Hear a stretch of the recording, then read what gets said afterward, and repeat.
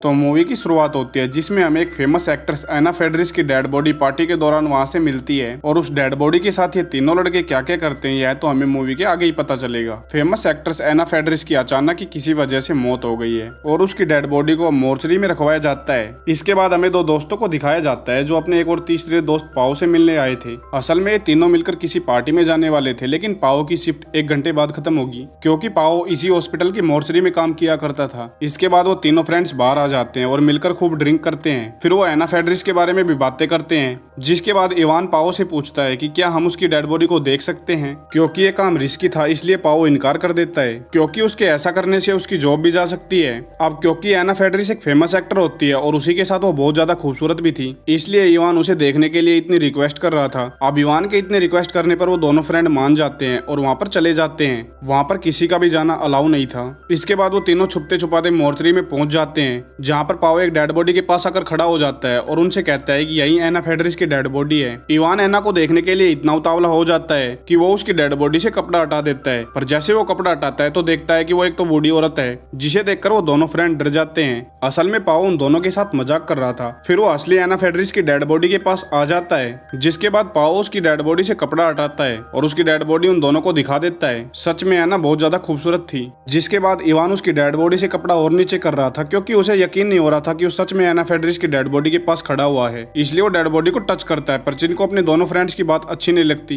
क्योंकि किसी की डेड बॉडी के साथ ऐसा करना अच्छी बात नहीं थी, तो इवान जानबूझकर अपने फ्रेंड को भी एना की बॉडी को टच करने के लिए कहता है, जिसके बाद वो भी उसे टच करने लगता है। फिर तो मानो इवान खुला हो गया था, वो उसे गलत तरीके से टच कर रहा था, जिसके बाद इवान सारी लिमिट क्रॉस कर देता है। वो पाओ से कहता है कि मैं एना के क्लोज आना चाहता हूँ सिर्फ एक बार, पर उसका तीसरा फ्रेंड ऐसा करने से मना करता है। पर इवान अपनी जिद पर अड़ जाता है क्योंकि वो इसलिए ऐसा करना चाहता था क्योंकि वो एक फेमस एक्ट्रेस के साथ साथ बहुत ही ज्यादा खूबसूरत भी थी, इसलिए उसे इस बात से कोई फर्क नहीं पड़ता था कि वो जिंदा है या फिर मर चुकी है। उसे इन सभी बातों से कोई फर्क नहीं पड़ने वाला। फिर पाओ उन दोनों को बताता है कि मैंने भी एक बार ऐसा किया था, और वो इवान से कहता है कि तुम जो एना फेडरिस की डेड बॉडी के साथ करोगे मैं भी वैसा ही करूंगा। लेकिन उसके तीसरे फ्रेंड को यहाँ सभी बातें गलत लग रही थी। वो उनसे कहता है कि हमें ऐसा नहीं करना चाहिए, लेकिन वो अपने फ्रेंड्स के साथ था, इसलिए उसे अब ना चाहते हुए भी अपने फ्रेंड्स की बात माननी पड़ी। बेशक वो अपने फ्रेंड्स की तरह ना करे, लेकिन उसे सहना पड़ेगा। जिसके बाद ये तीनों मिलकर ड्रग्स लेते हैं और उसके बाद पाओ और उसका दूसरा दोस्त दूसरे रूम में आ जाते हैं और इधर इवान एना की डेड बॉडी के क्लोज आ जाता है। के बाद पाओ जाता है और वो भी ऐसा ही करता है। जब वो अपना काम कर रहा होता है तभी अचानक से ऐसी चीज होती है जिसे देखकर उसके पैरों तले से जमीन खिसक जाती है, क्योंकि एना की आइस अचानक से खुल जाती है और वो दोबारा से जिंदा हो जाती है और अपने पूरे होश में थी। लेकिन पाओ को इसके बारे में कुछ नहीं पता था कि एना फेडरिस अब जिंदा हो गई है। अब जब उसे इन बातों का पता चलता है तो वो डर जाता है और जोर जोर से चिल्लाने लगता है। उसके चिल्लाने की आवाज सुनकर उसके दोनों दोस्त वहां आ जाते हैं। तब पाओ उन्हें बताता है कि एना जिंदा हो गई है। एना को जिंदा देखकर पाओ और इवान काफी घबरा जाते हैं क्योंकि एना को पता था कि उन्होंने मेरे साथ जरूर कुछ गलत काम किया होगा, क्योंकि जाहिर सी बात है एना बाहर जाकर पुलिस वालों को सब कुछ सच सच बता देगी कि उसके साथ इन लोगों ने मोर्चरी में क्या क्या किया है। लेकिन तभी कुछ सोचकर इवान एना को मारने का प्लान बनाता है क्योंकि वो किसी भी किस्म का रिस्क नहीं लेना चाहता। यहाँ पर इवान का फ्रेंड एना की मदद करता है और वो उसे कपड़े में लपेट देता है। यहाँ पर इवान का फ्रेंड इस बात पर एग्री नहीं करता कि एना को मारा जाए क्योंकि ऐसे हम किसी का भी मर्डर नहीं कर सकते। फिर इवान का फ्रेंड कहता है कि तुमने जो एना के साथ किया है उसकी सजा तो तुम्हें मिलनी चाहिए, और इसी बात को लेकर इवान और उसके फ्रेंड की लड़ाई हो जाती है। लड़ाई के अंतर्गत इवान अपने फ्रेंड को बहुत ज्यादा मारता है, जिसके बाद पाओ वहां आता है और उन दोनों की लड़ाई छुड़वाता है। तभी इवान को रियलाइज होता है कि मैंने अपने दोस्त को बहुत ज्यादा मारा है। इवान ने अपने फ्रेंड को इतना ज्यादा मारा है कि उसकी वजह से उसके सिर में काफी गहरी चोट लगी है और उसके सर से काफी खून निकल रहा है, इसलिए वो दोनों मिलकर उसे फर्स्ट एड देने का सोचते हैं। लेकिन तभी पाओ का कुलीन एक और डेड बॉडी को लेकर वहां आया था, जिसे देखकर ये तीनों छुप जाते हैं। उसके बाद उस कुलीन ने उस डेड बॉडी को वहां पर रखा और मोर्चरी को लॉक लगाकर वहां से चला गया। इसका मतलब अब वो यहाँ से बाहर नहीं जा सकते क्योंकि जाहिर सी बात है कि अब वो अपने फ्रेंड को फर्स्ट एड नहीं दे सकते, और यहाँ पर एना भी अपने आप को बचाने के लिए कुछ भी नहीं कर सकती क्योंकि वो भी काफी घंटों के बाद जिंदा हुई थी, इसलिए उसके पैर तो बिल्कुल ही बेजान थे और उसके हाथ भी मूव नहीं कर रहे थे। लेकिन पाओ और इवान एना और अपने फ्रेंड को एक दूसरे रूम में लेकर जाते हैं, जिसके बाद पाओ अपने कपड़े चेंज कर लेता है। फिर उसका कुलीन भी वहां आ जाता है। तभी एना चिल्लाकर उसे बताने की कोशिश करती है कि मैं जिंदा हूँ, लेकिन इवान उसके बोलने से पहले उसके मुंह पर हाथ रखकर उसका मुंह बंद करवा देता है, जिसके बाद बाद पाओ कुलीन के साथ वहाँ से चला जाता है।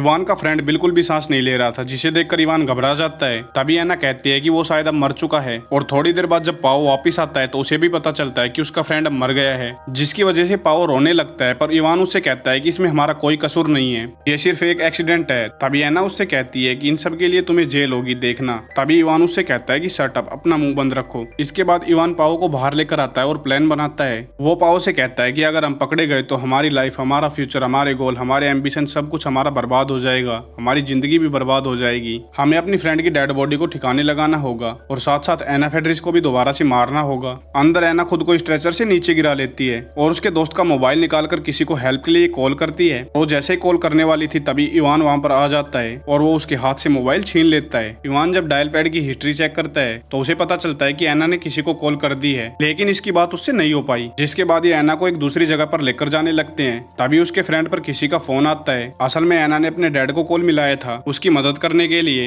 एना चिल्लाकर अपने डैड से मदद मांगने लगती है, लेकिन पाओ उसका मुंह बंद कर देता है और इवान कहता है कि रॉन्ग नंबर, गलती से फोन लग गया था। फिर इवान कॉल को कट कर देता है। फिर इवान उसे मोर्चरी में लेकर आता है और उसे जोर से स्लैप करता है। फिर एना इवान से कहती है कि देखना, तुम्हें इस बात की सजा जरूर मिलेगी। फिर इवान कहता है कि तुम ये मत बोलो कि तुम थोड़ी देर पहले भी डेड बॉडी थी और मैं तुम्हें दोबारा से डेड बॉडी बनाने लगा हूँ। जिसके बाद इवान कंटेनर को लेने बाहर जाता है ताकि वो अपने फ्रेंड की डेड बॉडी को उसमें डालकर कहीं बाहर फेंक सके। और पाओ भी एना के हाथ पैर बांधने लगता है, पर एना उससे कहती है कि तुम्हें इवान का साथ देने की कोई जरूरत नहीं है, तुम्हारा कोई कसूर नहीं है, तुमने कुछ नहीं किया, जो भी किया है वो इवान ने किया है। वो एक झूठा इंसान है, उसी ने तुम्हारे दोस्त का गला घोटकर उसकी जान ली है। इस पर पाओ कहता है कि वो सब तो ठीक है, पर वो तो एक एक्सीडेंट था। एना कहती है नहीं, ऐसा नहीं है, जब तुम अपनी कुलीन के साथ बाहर गए थे तब इवान ने तुम्हारे फ्रेंड का गला घोटकर उसे जान से मार दिया। फिर अचानक से पाओ उसके बारे में सोचने लगता है। फिर वो एना के मुंह पर टेप लगाकर उसे बंद कर देता है। फिर वो अपने काम में जब मसरूफ हो जाता है तो एना मौके का फायदा उठाकर वहाँ से भाग जाती है। घसीटते घसीटते यहाँ से निकल जाती है। इवान भी कंटेनर लेकर वहाँ पर आ जाता है, लेकिन पाओ खून साफ करने में बिजी था। तभी इवान उसे बताता है कि एना कहाँ गई, वो भाग गई है क्या। ये दोनों उसे मिलकर ढूंढने लगते हैं। एना घसीटते हुए लिफ्ट तक आ गई थी और वो बस वहाँ से निकलने ही वाली थी, लेकिन तभी इवान वहाँ पर आ जाता है और लिफ्ट का दरवाजा खोलकर उसे घसीटते हुए मोर्चरी में वापस से ले आता है। इसके बाद पाओ इवान को कहता है कि मैं जानता हूँ कि तुमने हमारे फ्रेंड को मारा है। जिस पर इवान उससे कहता है कि हाँ, मैंने ही उसे मारा था, वो तो एक एक्सीडेंट था, मैंने उसे जानबूझकर नहीं मारा। पाओ उससे कहता है कि नहीं, तुम झूठ बोल रहे हो। तब ये सभी बातें सुनकर इवान नर्वस हो जाता है। उसे लग रहा था कि उसने सचमुच अपने फ्रेंड की जानबूझकर जान ली है। फिर इवान पाओ से कहता है कि नहीं, ये सब झूठ है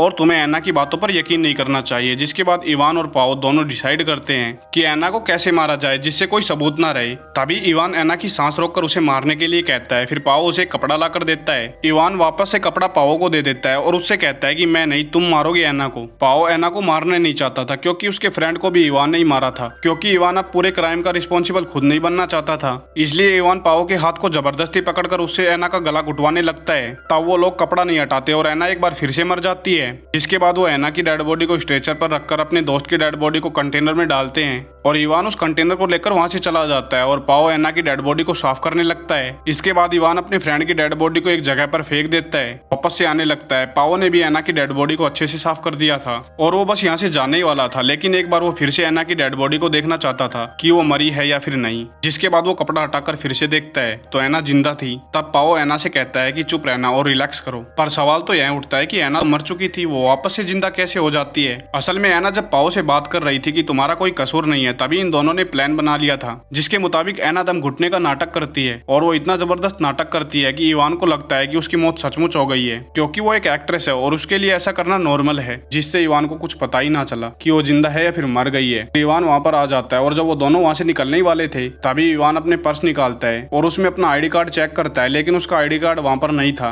इसलिए वो आईडी कार्ड लेने वापस मोर्चरी में आता है, पर पाओ उसे रोकता है, लेकिन वो वापस से मोर्चरी में आ जाता है। और जब वो मोर्चरी में वापस आता है तो वो कुछ ऐसा देखता है कि उसके पैरों तले से जमीन खिसक जाती है। वो देखता है कि एना अभी भी जिंदा है। जिसके बाद वो अपने दोस्त पर भड़क जाता है और उसे मारने लगता है, पर तभी उसे रियलाइज होता है कि उसके एक दोस्त को उसने मार दिया है और दूसरे को वो खोना नहीं चाहता। फिर जब वो अपने दोस्त से पूछता है कि तुमने ऐसा क्यों किया, तो उसका दोस्त उसे कहता है कि ऐसा करना जरूरी था, तुमने अपने दोस्त को भी मार दिया और मैं नहीं चाहता था कि तुम किसी और को भी मारो। ये दोनों जब बातें कर रहे थे तभी एना सीजर से इवान के गले पर हमला करती है, जिससे उसका गला कट जाता है और थोड़ी देर बाद उसकी मौत हो जाती है। तब ये सब पाओ देखता है तो वो एना से कहता है कि हमें ऐसा नहीं करना चाहिए था। तब एना सीजर को पाओ के पेट में स्टैब कर देती है और उसे भी मार डालती है। आपको क्या लगता है कि एना ने जो कुछ भी किया क्या वो सही था? अगर आप एना की जगह होते तो आप क्या करते? कमेंट बॉक्स बॉक्स में जरूर बताएं। और यह मूवी यहीं पर खत्म हो जाती है।